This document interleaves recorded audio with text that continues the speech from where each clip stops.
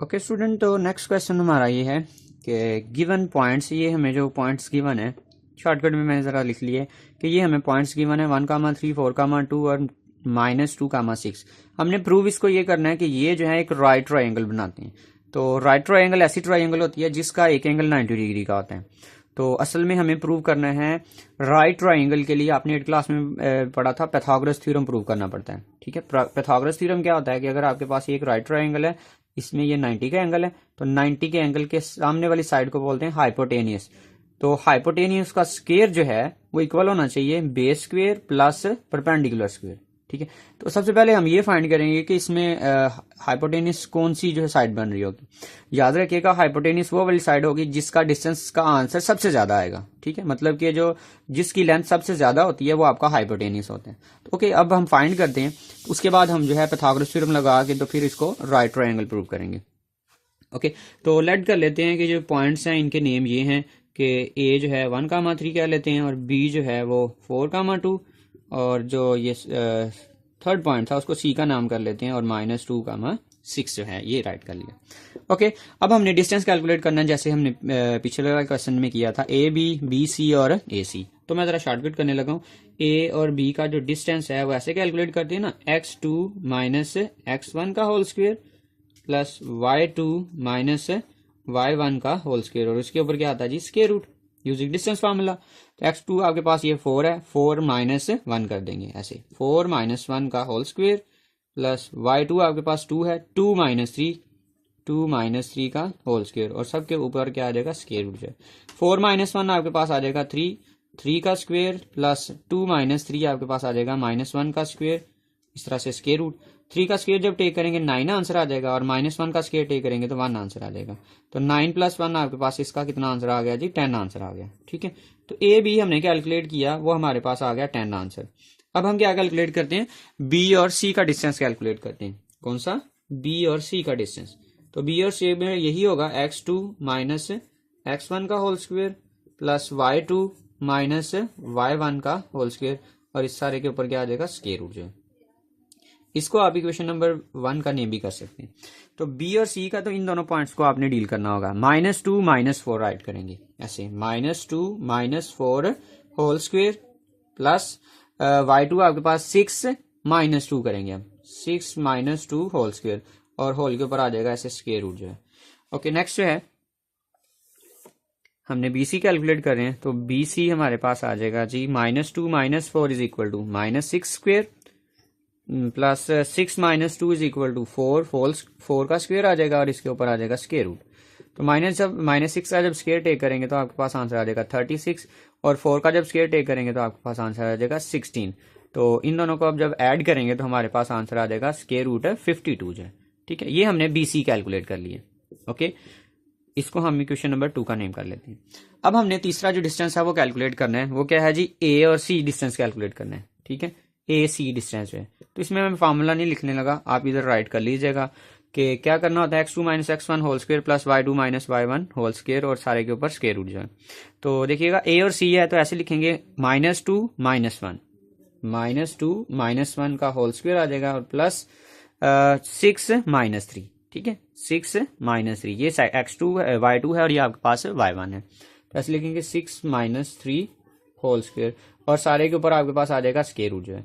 तो -2 - 1 आपके पास आंसर आ जाएगा -3 होल स्क्वायर प्लस 6 - 3 आपके पास 3 आंसर आ जाएगा होल स्क्वायर, स्क्वायर रूट। तो -3 का स्क्वायर जो है वो 9 आंसर आ जाएगा, और 3 का स्क्वायर जो है वो भी आपके पास 9 आंसर आ जाएगा। तो 9 को 9 में ऐड करेंगे तो आपके पास 18 आंसर आ जाएगा। ओके, तो हमने AC भी कैलकुलेट कर लिया, वो हमारे पास ये आ गया। तो अब आप लोग जरा ऑब्जर्व कीजिएगा, इसमें सबसे बड़ा आंसर किसका आया है, BC का। दैट मीन के BC आपके पास क्या आ रहा है, हाइपोटेनियस आ रहा है। तो हम पाइथागोरस थ्योरम लगाते हैं जी। पाइथागोरस थ्योरम क्या होता है, हाइपोटेनियस का स्क्वायर यूजिंग पाइथागोरस थ्योरम।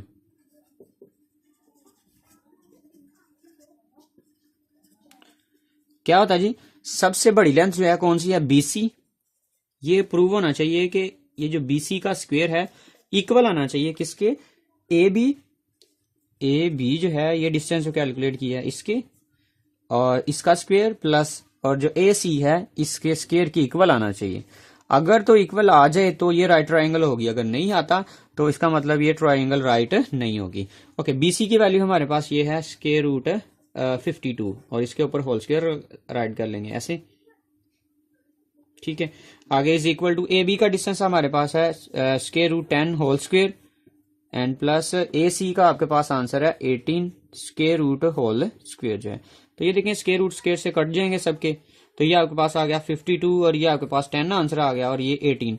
10 को जब 18 में ऐड करेंगे तो आपके पास 28 आ जाएगा। तो क्या 28 जो है 52 के इक्वल होता है? ये तो बात ही गलत है, ठीक है। तो ये प्रूव नहीं इसने किया।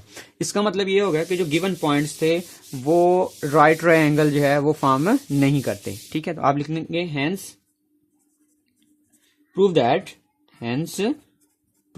या we will show that given points भी कह सकते हैं, वर्टिसेस भी कह सकते हैं। Vertices are not form a right angle triangle कि ये जो है एक राइट ट्रायंगल जो है वो फॉर्म नहीं करते, ठीक है। तो इतना आपने काम करना था इसमें। ओके, नेक्स्ट क्वेश्चन है हमारे पास क्वेश्चन नंबर 4 जो है। क्वेश्चन नंबर 4 में हमें पॉइंट्स गिवन है, ठीक है।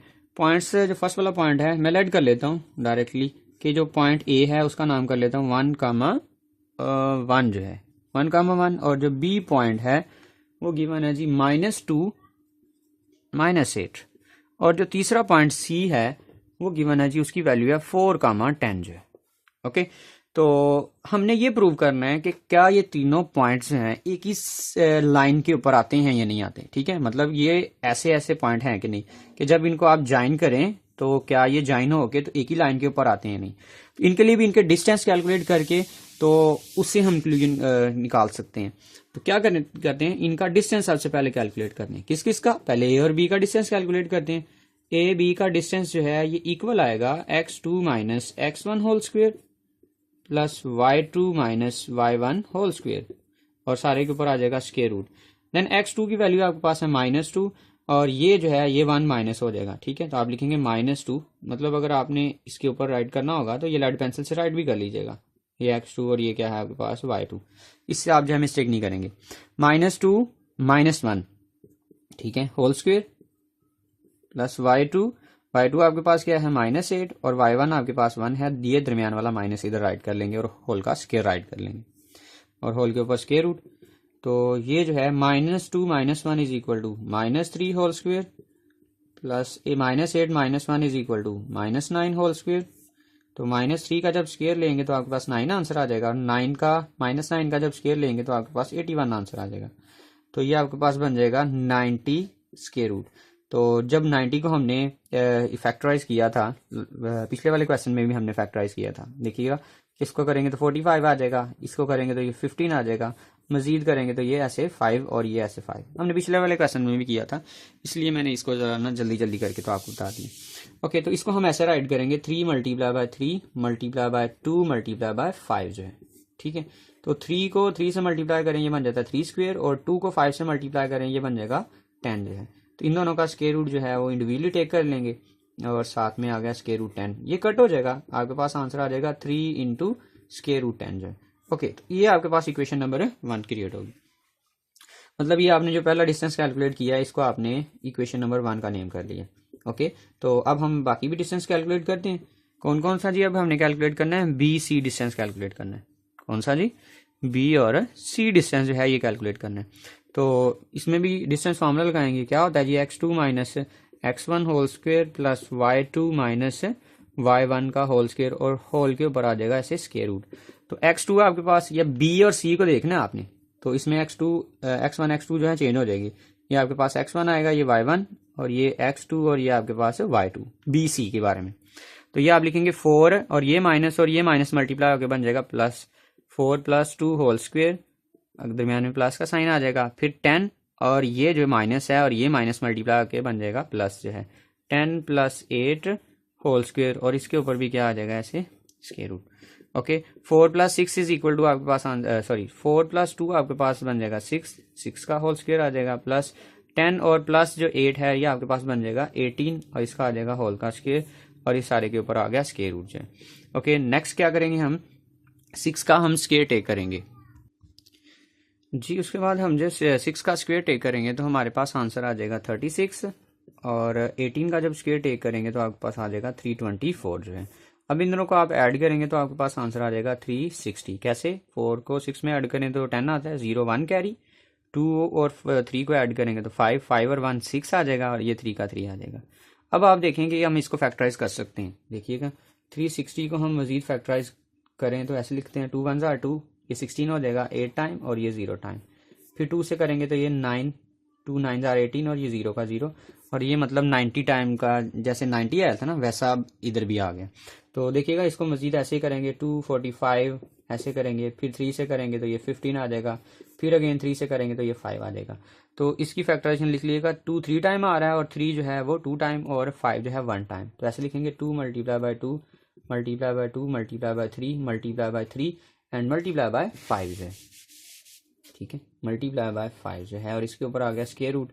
अब आप इसको ऐसे करेंगे, आपके पास इधर इंडेक्स में 2 आ रहा है ना, इधर देखें स्क्वायर रूट होता है इधर इंडेक्स 2 होता है, तो इसलिए हम 2 2 को कंबाइन करेंगे, ये 2 2 बन रहे हैं तो ये आ जाएगा 2 का स्क्वायर और हम 3 को भी लिख लेंगे 3 का स्क्वायर और 5 जो है वो 2 के साथ मल्टीप्लाई कर लें, मतलब इस तरह से इन दोनों को मल्टीप्लाई करें तो आपके पास बन जाएगा 10 और इसके ऊपर आ जाएगा स्क्वायर रूट। अब इनका स्क्वायर रूट इंडिविजुअली टेक कर लेंगे, ऐसे लिखेंगे 2 स्क्वायर का square root multiply by 3 square का स्क्वायर रूट मल्टीप्लाई बाय 10 का स्क्वायर रूट। ये से कट हो जाएगा, ये से कट हो जाएगा तो आपके पास बचेगा 2 multiply by 3 and multiply by square root 10। तो 2 को 3 से मल्टीप्लाई करें तो आपके पास 6 स्क्वायर रूट 10 आंसर आ जाएगा। मतलब BC आपने कैलकुलेट किया है, इसका आंसर आपके पास आ गया जी 6 इंटू स्क्वायर रूट 10 जो है, ठीक है। इसको अभी क्वेश्चन नंबर 2 का नेम कर लेते हैं। ओके, अब लास्ट वाला डिस्टेंस हमारे पास ये रह गया A और C हमने कैलकुलेट करना है। क्या कैलकुलेट करना है? A और C, मे भी वो भी यही हो, ठीक है, देख लेते हैं उसको। AC जो है तो AC का डिस्टेंस ये आपके पास A है और ये आपके पास C है, तो हम इधर से इनको रेज कर लेते हैं तो आपके पास ये फिर बन जाएगा x1 और ये होगा y1 और ये आपके पास होगा x2 और ये होगा y2। तो क्या करेंगे 4 - 1 राइट करेंगे, 4 - 1 होल स्क्वायर आ जाएगा एंड प्लस y2 आपके पास 10 है, 10 - 1 कर लेंगे ऐसे, 10 - 1 का होल स्क्वायर और इसके ऊपर ऐसे आ जाएगा स्क्वायर रूट। तो 4 में से 1 माइनस करेंगे तो 3 आ जाएगा, 3 स्क्वायर प्लस 10 में 1 माइनस करेंगे तो आपके पास 9 आंसर आ जाएगा, 9 का होल स्क्वायर और इसके ऊपर स्क्वायर रूट।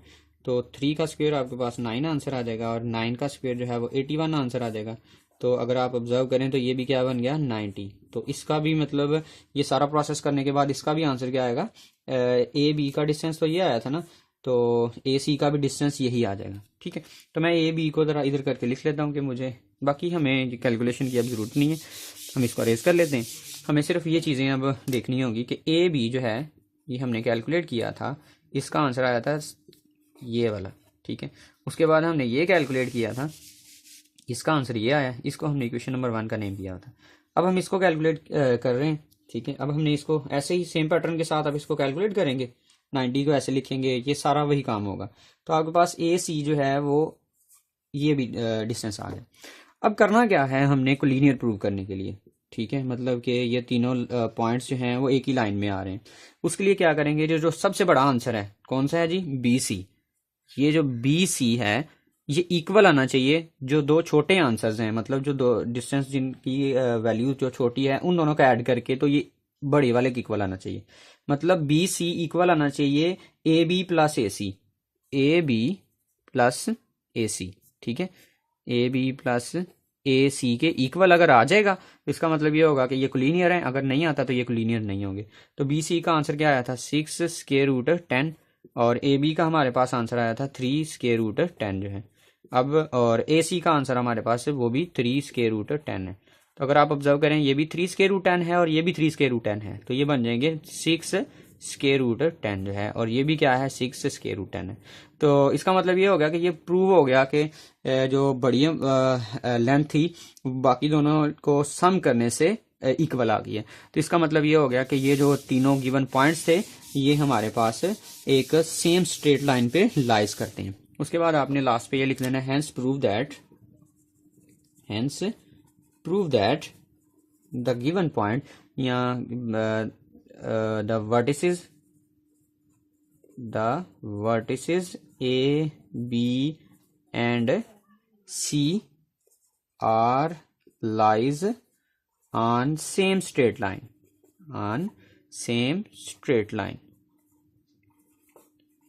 ठीक है। तो ये हमारा ये प्रूव हो गया कि ये जो तीनों पॉइंट्स हैं ये सेम स्ट्रेट लाइन पे लाइज करते हैं।